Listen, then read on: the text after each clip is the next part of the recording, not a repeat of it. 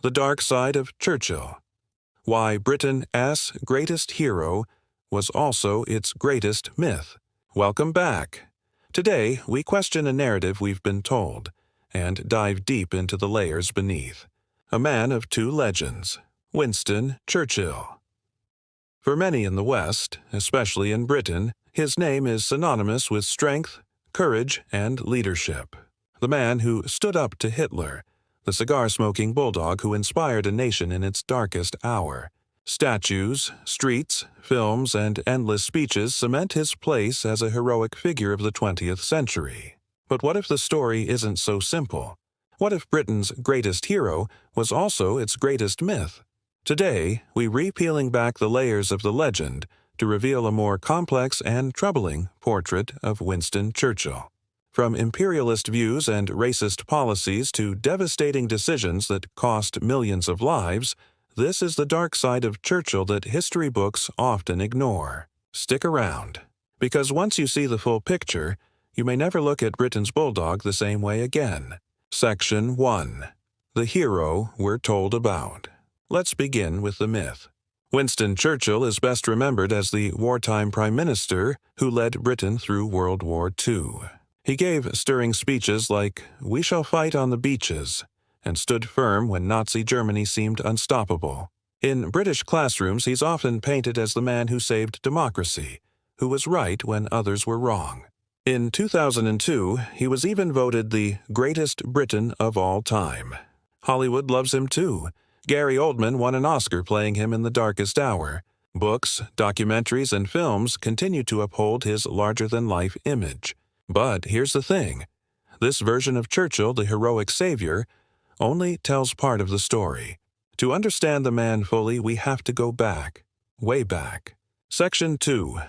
Born of Empire. Churchill was born in 1874 into British aristocracy, the son of Lord Randolph Churchill and the American heiress Jenny Jerome.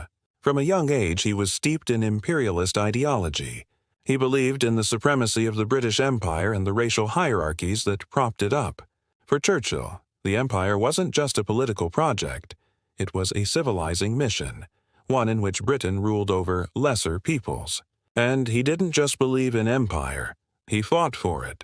As a young soldier, Churchill served in conflicts across British colonies, from India and Sudan to South Africa.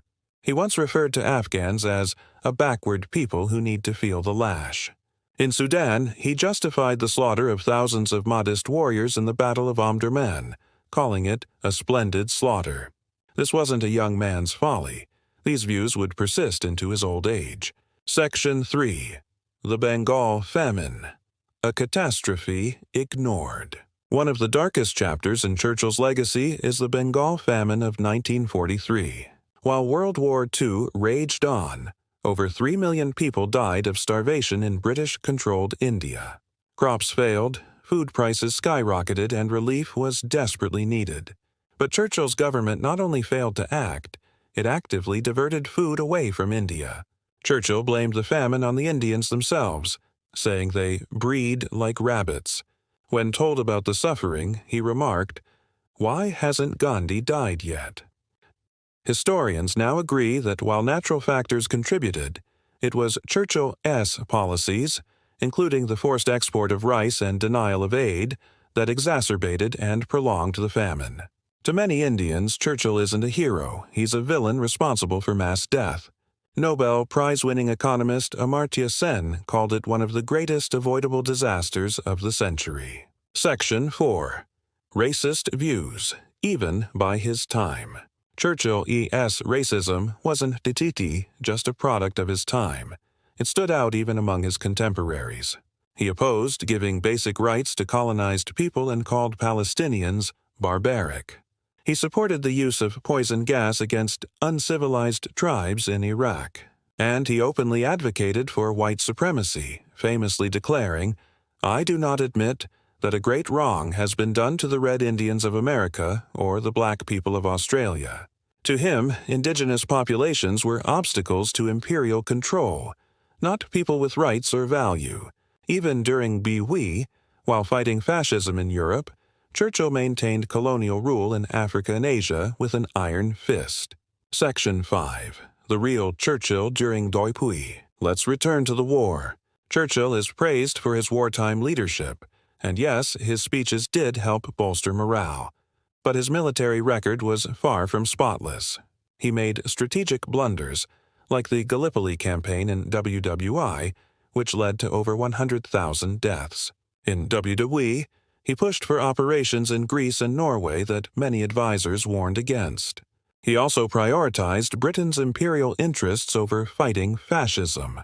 In fact, Churchill resisted independence movements across the empire, even as Britain claimed to fight for freedom. He wasn't fighting for human rights, he was fighting for Britain's global dominance. Section 6. Churchill and the myth-making machine. So how did such a complex and flawed man become an icon of virtue? It began during the war itself. The British government and media needed a symbol of resistance. Churchill's bulldog persona fit perfectly. Later, with the rise of American and British post-war power, Churchill became a tool of Cold War propaganda, a hero who stood for Western values. Films, history books, museums all helped craft the myth, and criticizing Churchill? That became taboo in many circles, seen as unpatriotic or revisionist. Statues were erected, and dissenting voices were silenced. Even today, in debates about race and empire, Churchill's defenders argue that his achievements outweigh his faults. But should they? Section 7. Churchill's legacy today. Today, Churchill's image is undergoing re-examination.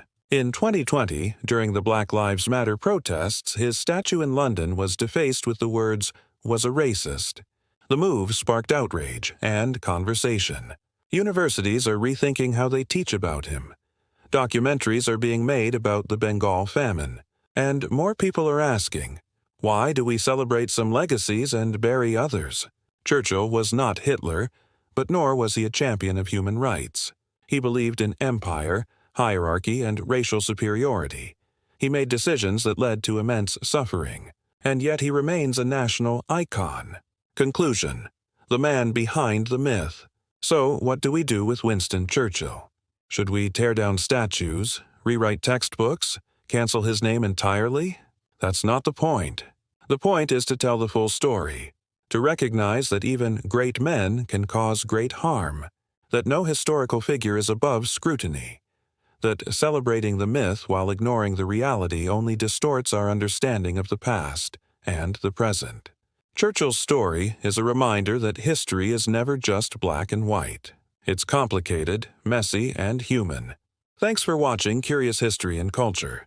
If this episode made you think differently about Churchill or raised new questions, drop a comment below.